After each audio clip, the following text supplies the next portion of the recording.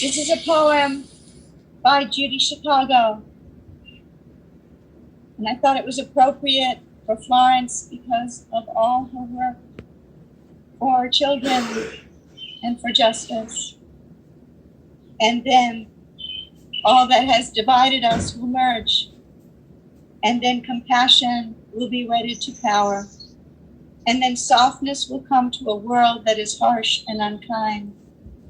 And then both men and women will be gentle. And then both women and men will be strong. And then no person will be subject to another's will. And then all will be rich and free and varied. And then the greed of some will give way to the needs of many. And then all will share equally in the earth's abundance.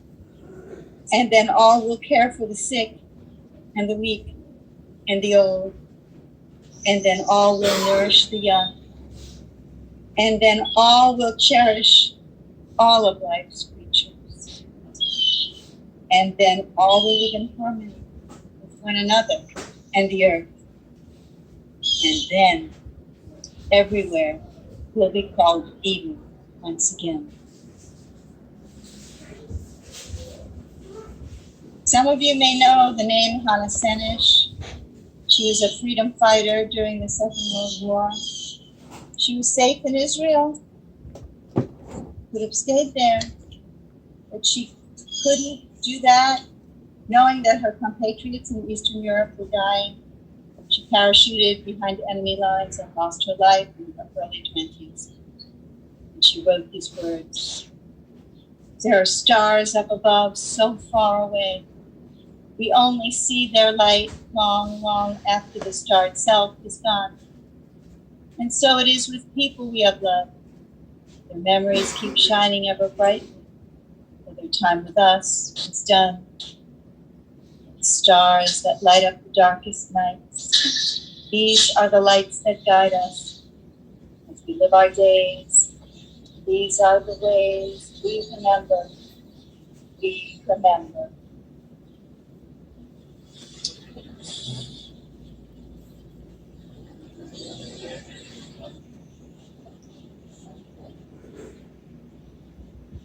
Birth is the beginning, and death the destination, and life is a journey.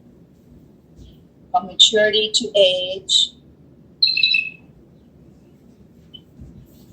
and immaturity to age, from youth to maturity, from innocence to awareness and ignorance to knowing, from foolishness to discretion, and then perhaps, if we are very lucky and blessed, to wisdom.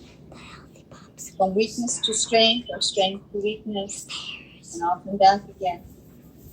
From offense to forgiveness, from loneliness to love, from joy to gratitude and pain to compassion, from grief to understanding, from fear to faith, from defeat to defeat to defeat, until looking backward or ahead, we see that victory lies not in some place along the way, but in having made the journey stage by stage, the sacred pilgrimage. Birth is the beginning and death the destination. Life is a journey, a sacred pilgrimage to life everlasting. And how is it that I can say that life is everlasting? Some of you, maybe all of you, may know that God's name in the Hebrew, Yud-Heh-Vav-Heh, is a conjugation of the verb to be, containing the letters for I was, I am, I will be. God's name is being. There's no being outside of being. That also means that nothing can be created or destroyed. We're all part of God, we're part of each other. Everything arises, passes away, changes form, and arises again. Everyone who has ever been with us still is, in a more expanded form, part of being. O God, amid the ceaseless tides of change which sweep away the generations, your Spirit remains to comfort us and give us hope. Around us is life and death, decay and renewal, the flowing rhythm that all things must obey. Our life is a dance to a song we cannot hear.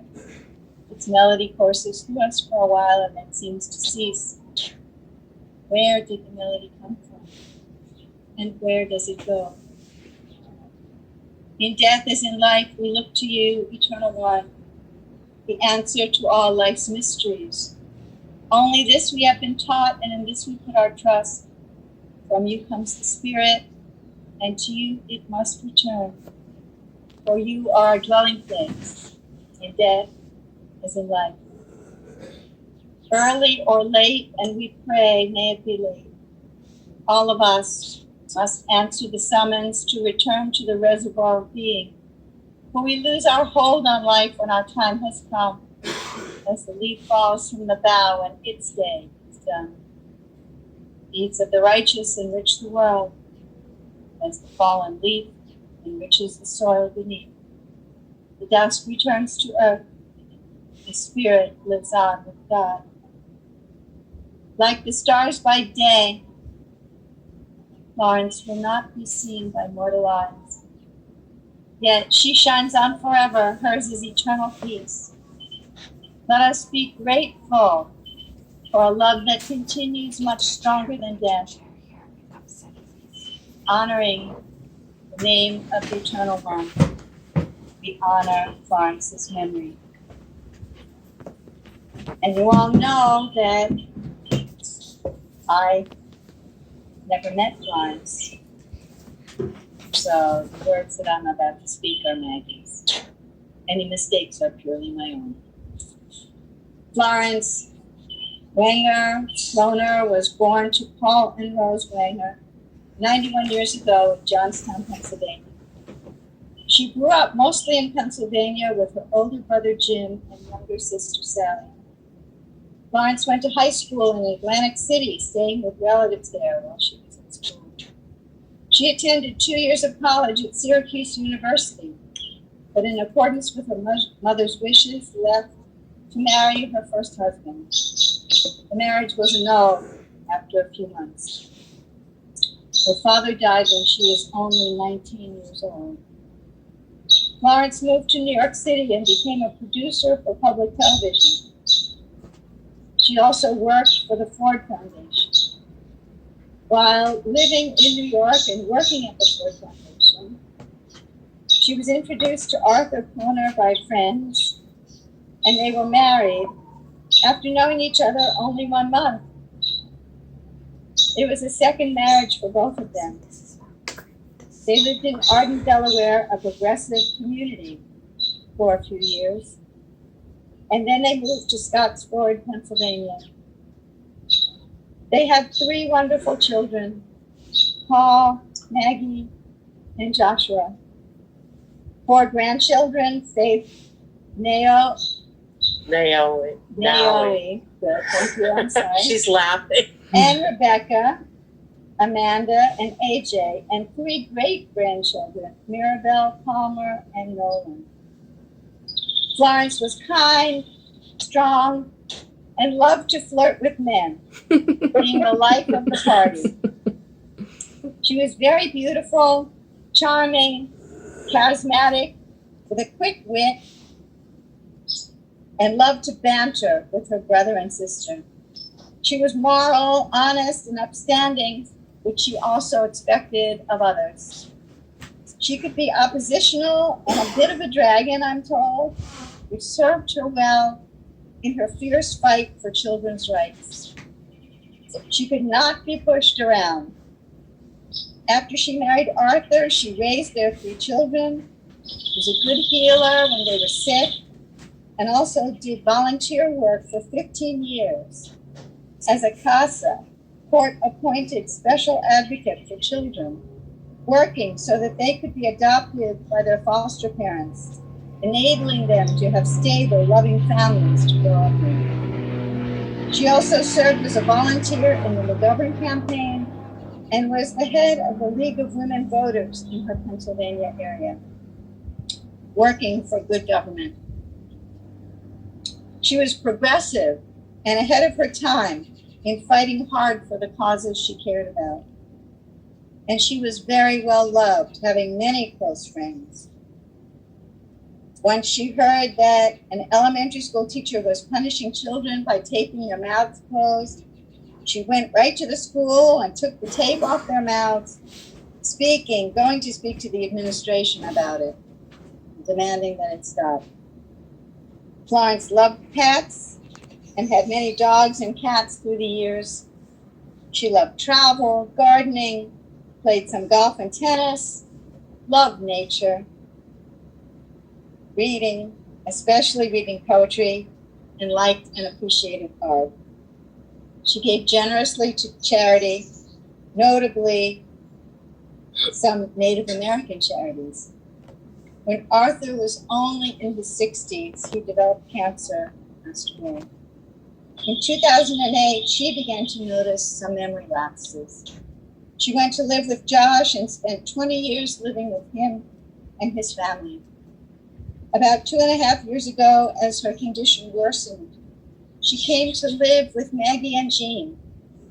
But because of her needs, she went to live in an assisted living facility, first the Atria, and then another home in Croton-on-Hudson. Maggie became her caregiver, along with her aide Priscilla, who cared for her so well.